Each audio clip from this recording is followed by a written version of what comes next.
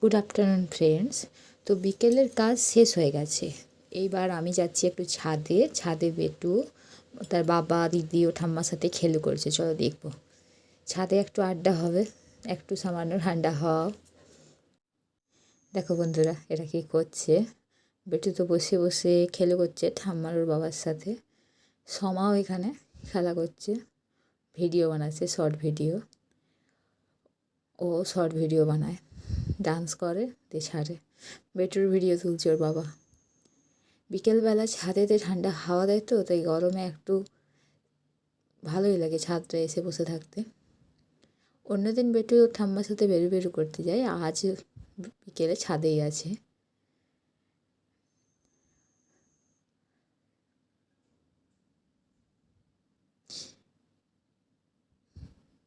চাচা পাপা করে হাঁটু হাঁটু করছে।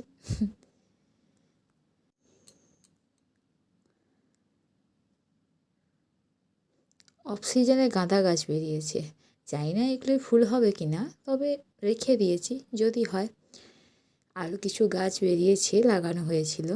এই দেখো আমাদের ছাদেই তুলসী মঞ্চ আর হনুমানের একটা মঞ্চ আছে, এখানে পুজো হয়। দেখো ছোট ছোট নয়ন ফুল ফুটেছে। আগে অনেকগুলো গাছ ছিল, এখন গরম তো, গরমে অনেকগুলো আর গাছ তেমন নেই। একটা ছোট্ট লঙ্কা গাছ আছে। দেখো ওরা মামা ভাগ্নি দুজনে মিলে কী করছে। ওইদিকে এখন সূর্য ডুবছে, কী সুন্দর ভিউজটা লাগছে। এটা গ্রাম বটে, কিন্তু ঠিক গ্রামের মতো নয়, শহরতলির মতোই, একদম গ্রাম বলে মনেই হয় না। তো ছাদ থেকে নেমে এলাম রান্নাঘরে।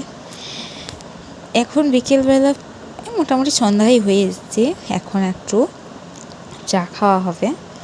তো এই দেখো চা চাপিয়েছি, চা হয়েই গেল। চায়ের সাথে বেটু একটু খাবার খাবে, তাই বানাচ্ছি। চাও বেটুর খাবার নিয়ে এবার গিয়ে একটু চা খাওয়া যাক।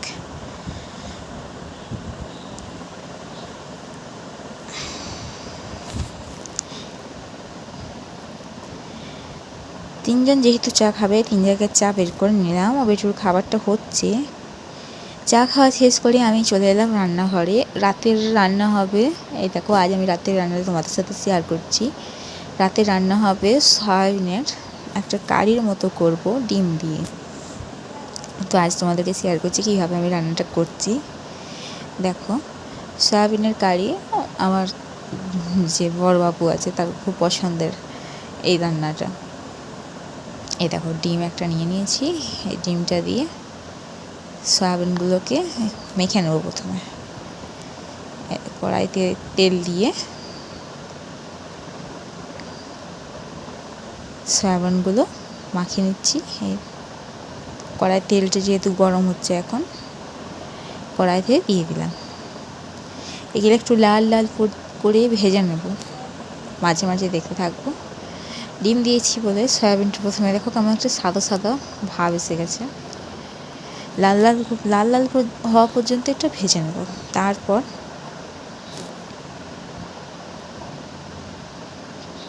দেখো মোটামুটি লাল লাল ভাজা হয়ে গেছে, আর একটু হোক, নামিয়ে দেব।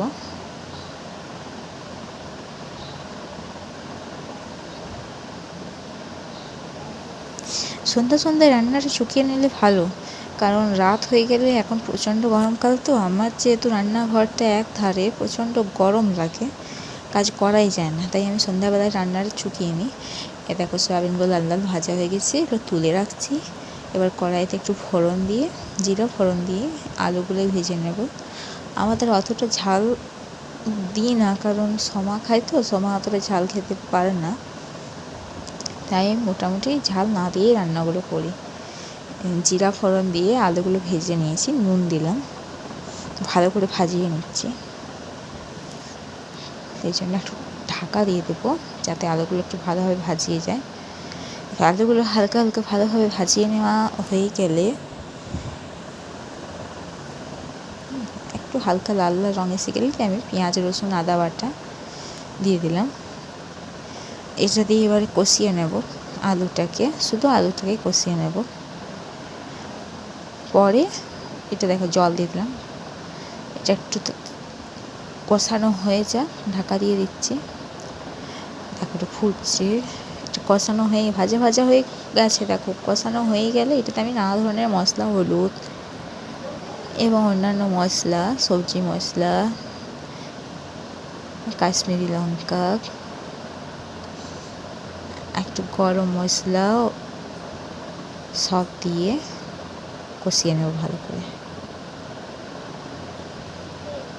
হালকা সিম্পলভাবে সয়াবিনের তরকারিটা ঝোল ঝোল রাত্রিবেলা রুটি দিয়ে খেতে প্রচণ্ড ভালো লাগে। দেখো আলুটা মশলা দিয়ে কষিয়ে নিলাম, এবার এতে সয়াবিনগুলো দিয়ে দেবো।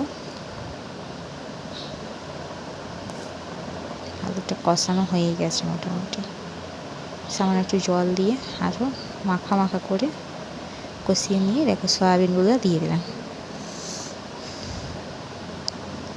সয়াবিন দিয়েও ভালো করে এটাকে নাড়াচাড়া করে কষিয়ে নিচ্ছি, যাতে সয়াবিনের সাথে মশলাটা একটু মাখিয়ে যায়।